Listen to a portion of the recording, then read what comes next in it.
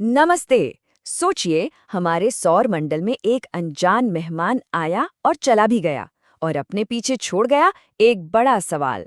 आखिर वो था क्या? चलिए आज इसी रहस्य की तह तक चलते हैं। और सवाल सीधा सा है, क्या ये किसी दूसरी दुनिया से भेजा गया कोई एलियन क्राफ्ट था या फिर बस अंतरिक्ष में तैरता हुआ बर्फ और धूल का एक टुकड़ा?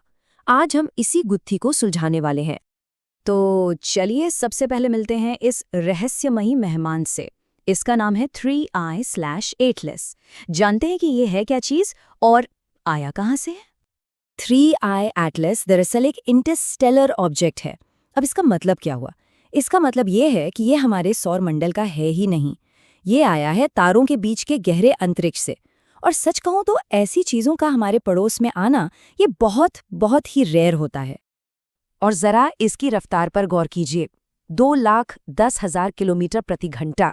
मतलब ये इतनी ज्यादा तेज रफ्तार है कि हमारा सूरज अपनी पूरी ताकत लगाकर भी इसे अपनी ग्रेविटी में पकड़कर नहीं रख सकता।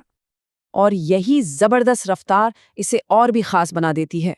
ये बस एक बार का मेहमान था, हमारे सौर मंडल से गुजरा और फिर हमेशा हमेशा के लिए गहरे अंतरिक्ष में गायब हो गया। इसका मतलब साफ था, वैज्ञानिकों के पास इसे स्टडी करने का बस एक और सिर्फ एक ही मौका था। और बस यहीं से कहानी में आता है असली ट्विस्ट। क्योंकि कुछ लोगों ने सोचना शुरू किया, क्या हो अगर ये सिर्फ एक पत्थर या बर्फ का गोला ना हो? कुछ वैज्ञानिकों के एक छोटे ग्रुप को लगा कि इसका इतना अजीब रास्ता और ये जबरदस्त रफ्तार, कहीं ये किसी एलियन टेक्नोलॉजी का इशारा तो नहीं? लेकिन हाँ, ये बात याद रखना बहुत जरूरी है कि ये बस एक थ्योरी थी। इसके पीछे कोई ठोस सबूत नहीं था। तो मतलब हमारे सामने दो कहानियां थी। एक तरफ वो रोमांचक थ्योरी कि ये एक एलियन स्पेसशिप है, और दूसरी तरफ ज्यादातर वैज्ञानिकों का मानना था कि भाई ये कुछ और नहीं, बस एक इंटरस्टेलर धूमकेतु है।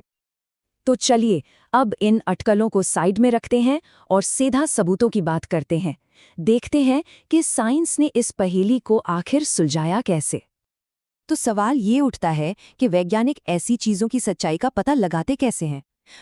इसका एक पूरा प्रोसेस होता है। सबसे पहले तो टेलीस्कोप से उस पर लगातार नजर रखी जाती है कि वो जा कहाँ रहा है, दिख कैसा रहा है। फिर उससे जो रोशनी या गैस निकल रही है उसकी जांच होती है, ये पता लगाने के लिए कि वो बना किस चीज से है। और आखिर में जो भी डेटा मिलता है उसे दुनिया भर के साइंटिस्ट क्रॉस चेक करते हैं ताकि कोई भी गलती की गुंजाइश न रहे। और इतनी सारी जांच पड़ताल के बाद जो सबूत सामने आए वो सब के सब एक ही तरफ इशारा कर रहे थे। जब टेलीस्कोप से इसे करीब से देखा गया तो दो चीजें साफ नजर आईं। एक तो इसके चारों तरफ गैस और धूल का एक धुंधला सा बादल था जिसे कोमा कहते हैं, और दूसरी चीज इसकी एक पूंछ थी। अब ये दोनों चीजें तो धूमकेतु की पक्की निशानियां हैं। और फिर आई केमिकल जांच, जिसने शक की सारी गुंजाइश खत्म कर दी। पता चला कि ये बर्फ, धूल और कार्बन डाइऑक्साइड जैसी गैसों से बना है। मतलब बिल्कुल वही चीजें जो एक धूमकेतु में पाई जाती हैं। और सबसे जरूरी बात, दूर दूर तक किसी भी आर्टिफिशियल सिग्नल या चीज का कोई नामो निशान नहीं था। तो सारे सबूतों को एक साथ रखने पर फैसला बिल्कुल साफ था। 3i एटलस कोई एलियन यान नहीं, बल्कि अंतरिक्ष की गहराइयों से आया एक बिल्कुल नेचुरल यानी कि एक प्राकृतिक धूमकेतु था। लेकिन यहाँ एक सवाल उठता है, अगर सबूत इतने साफ थे तो फिर सोशल मीडिया पर एलियन स्पेसक्राफ्ट वाली कहानियां इतनी क्यों फैली? चलिए जरा सच और अफवाह के बीच का फर्क समझते हैं।